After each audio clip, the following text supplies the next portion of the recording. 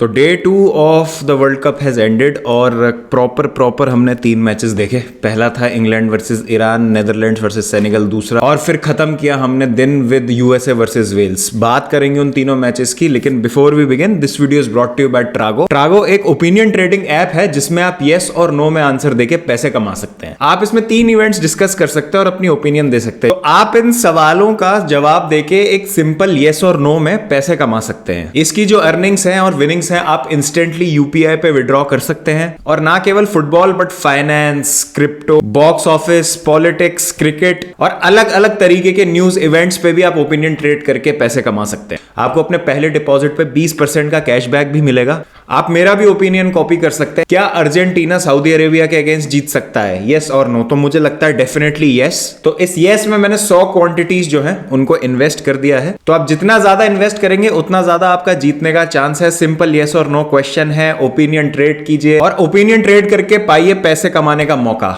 Link जो है ट्रागो का आपको मिल जाएगा पिन कमेंट में और डिस्क्रिप्शन में। आप यूज कर सकते हैं कोड DB30। तो download Trago from the link given in the pin comment और description below and start earning from today. But before we begin and talk about 3 matches, हमारे इंडिया के ex captain mister Babu Mani has passed away.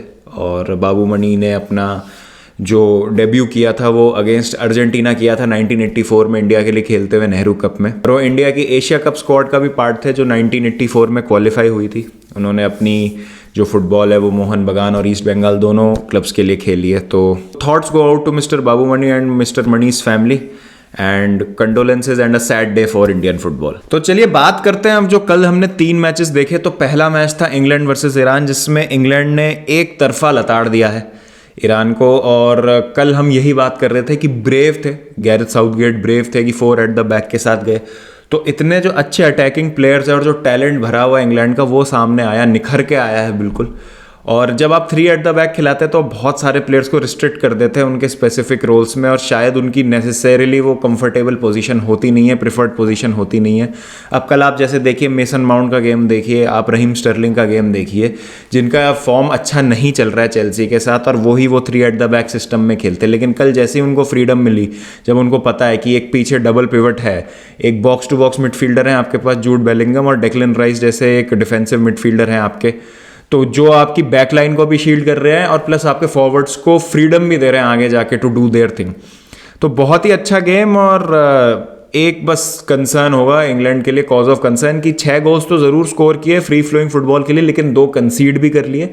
तो क्या बड़ी teams के against जब crunch matches होंगे in the round of 16 quarter finals तो क्या यही अप्रोच हमको वापस देखने को मिलेगी? क्योंकि यूएसए और वेल्स के अगेंस्ट अगर इंग्लैंड ऐसा खेलती है तो जैसा कल हमने तीसरा मैच देखा इन दोनों ही टीम्स के अगेंस्ट, तो आप सोच सकते हैं कि इंग्लैंड कंफर्टेबली जो है दोनों टीम्स को भी they will push aside.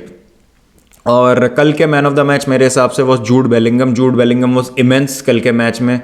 Goals बहुत ही शानदार मारे इंग्लैंड ने, 6 के 6। Bukayo Saka was brilliant, Raheem Sterling was brilliant, Harry Kane का ऑफ द बॉल मूवमेंट बहुत ही शानदार था। डेक्लन राइस जैसा मैंने कहा शील्ड कर रहे थे अपनी बैक लाइन को। जॉन स्टोन्स और हैरी मैगवायर वो भी बहुत अच्छा खेल रहे थे पार्टनरशिप में। देन ट्रिपियर, हमको पता ही है उनका सीजन कैसा जा रहा है न्यूकासल के साथ। लूक शॉ का असिस्ट बहुत शानदार था जो उन्होंने जूड बेलिंगम के लिए दिया। फिर जो सब्सटीट्यूट होके भी आए, जैक ग्रिलिश आए, मार्कस रैशफोर्ड आए, उन्होंने भी गोल स्कोर किया। तो काफ़ी एक अच्छा यहाँ पर मैं कहूँगा आउटिंग इंग्लैंड के लिए। कैलम विल्सन, फिल फोडन, इनको भी चांसेस मिले थोड़े बहुत खेलने के लिए और थोड़ा सा टाइम मिल गया ऑन द फील्ड। तो अगर आपको अपनी वर्ल्ड कप कैंपेन की शुरुआत करनी है तो बिल्कुल इससे बेहतर कोई मौका नहीं हो सकता, इससे बेहतर कोई मैच नहीं हो सकता। इज इट कमिंग होम के अभी मैं नहीं बोलूँगा कि आप नारे लगाना चालू कर दें या इज इट कमिंग होम हो जाएगा इस बार। बहुत लंबा टूर्नामेंट है अभी तो, और 6 मैचेस बाकी हैं वर्ल्ड कप फाइनल तक हर टीम के। अगर जो भी टीम वर्ल्ड कप फाइनल खेलती है अभी उसको यहाँ से लेके 6 मैच और खेलना है और अभी तो कई ग्रुप्स में पहले मैच ही नहीं हुए, तो अभी तो बहुत जल्दी, अभी तो कुछ नहीं कहेंगे। बट हाँ, early positive science for England. दूसरा मैच था Senegal versus Netherlands. I think Senegal थोड़ा सा हार्ट ब्रोकन होगी क्योंकि they put up a very brave performance. अब मैं यही कह रहा हूँ ना कि जो इतनी सारी टीम्स है, जैसे एशियन टीम्स का अभी तक हमने परफॉर्मेंस देखा, जैसे अभी हमने कतर का परफॉर्मेंस देखा, हमने कल ईरान का परफॉर्मेंस देखा, बहुत ही अंडर पार है। किसी भी तरीके की कोई टेनेसिटी, कोई इंटेंसिटी, कोई अग्रेशन नहीं दिखा। On the other end Senegal being short on their star player, Sadio Mane नहीं है, स्टिल उन्होंने टफ टाइम दिया एक नेदरलैंड्स को। डिफेंसिवली वो बहुत सॉलिड थे, बट एक फ्रैंकी डियोंग के मोमेंट ने पूरा गेम बदल दिया और कोडी गैक्पो की शानदार फिनिश, फिर लास्ट में Edward Mendy let him self down. मेरे हिसाब से वो वहाँ पे बेटर कर सकते थे। जो मेम्फिस डिपाई का शॉट उन्होंने फंबल किया, ऑल्दो उससे रिजल्ट पे कुछ फ़र्क नहीं पड़ता, बट हाँ हार इतनी ज़्यादा हैवी नहीं दिखती। 2-0 मेरे हिसाब से फ्लैटरिंग टू डिसीव वाली स्कोर लाइन है। आप अगर सुबह उठ के मैच देखेंगे कि भाई ये तो नीदरलैंड्स ने बहुत आराम से हरा दिया सेनेगल को, तो ऐसा नहीं था। सेनेगल टो टू टो गई। इस्माइला सार was pretty good. Senegal wasteful रही बॉक्स के अंदर, उनको 2-3 अच्छे अच्छे चांसेस मिले बट उनको वो कन्वर्ट नहीं कर पाए, और उसका उनको खामियाजा भुगतना पड़ा बिकॉज हमको पता है कि इस नेदरलैंड्स की टीम में बहुत ज़्यादा क्वालिटी है, और कल वो क्वालिटी इवेंचुअली उसने ओवर पावर कर दिया बाकी सारी चीज़ों को। और specially Frenkie de Jong, I think he was my man of the match. जिस तरीके से वो पीछे आ रहे थे, डिफेंस की हेल्प कर रहे थे, प्रेशर रिलीज करने में मदद कर रहे थे, और आगे जाके फिर जिस तरीके की उन्होंने बॉल डाली कोडी गैक्पो को, was absolutely brilliant. And this is what Frenkie de Jong is all about. Is a complete midfielder when it comes to doing everything. तो नेदरलैंड्स बहुत ज़्यादा कन्विंसिंग तो नहीं लगी, लेकिन हाँ एक बहुत इंपॉर्टेंट जीत। जैसा मैंने कहा, अगर आपको वर्ल्ड कप में आगे जाना है, अच्छा खेलना है, तो टोन सेट करने में पहले मैच में विक्ट्री बहुत ज़्यादा हेल्प कर। उसके बाद हुआ यूएसए वर्सेस वेल्स, एक बहुत ही केजी और बोरिंग गेम। एक चांस मिला यूएसए को फर्स्ट हाफ में, और उसमें उन्होंने स्कोर कर दिया टिम वेयर ने। फिर एक चीप पेनल्टी कंसीड कर दी जिमरमैन ने सेकंड हाफ में लेट, और गैरेथ बेल ने इक्वलाइज कर दिया। फिर लास्ट के 10-15 मिनट में लगा था कि एक प्रॉपर वर्ल्ड कप का गेम हो रहा है, बट उसके अलावा बहुत ही केजी गेम। यूएसए बस पोजीशन रख रही थी, उन्होंने भी बहुत क्वालिटी चांसेस कोई क्रिएट किए नहीं। वेल सिट बैक कर रही थी, उनको पता था क्या करना है, काउंटर पे हिट करने की कोशिश कर रहे थे, बट अगेन दोनों ही टीम्स में उतनी क्वालिटी नहीं थी। तो शुरू का फर्स्ट हाफ तो देखने में बिल्कुल मज़ा नहीं आया।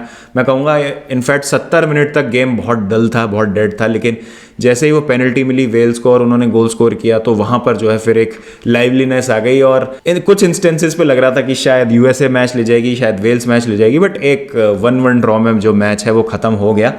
तो ऐसे देखने में तो अच्छा रहा डे 2, और तीनों ही मैचेस हमको देखे। एक हैवी स्कोरिंग गेम दिखा हमको, एक underdog versus a tough opponent वाला मैच दिखा, जिसमें अंडरडॉग ने काफ़ी देर तक होल्ड भी किया अपने टफ अपोनेंट को, और फिर एक केजी सा बोरिंग मैच भी दिखा दोनों की बराबरी की टीम्स में। तो world cup is truly here, और हर टाइप का आपको मैच अब देखने को मिलेगा। आज है अर्जेंटीना वर्सेस सऊदी अरेबिया। अब मैं बहुत ही शॉर्ट प्रीव्यू दूंगा इसका, ऑल्दो कुछ प्लेयर्स का 50-50 है। क्रिस्टियन रोमेरो का 50-50 है, वो स्टार्ट करेंगे कि नहीं।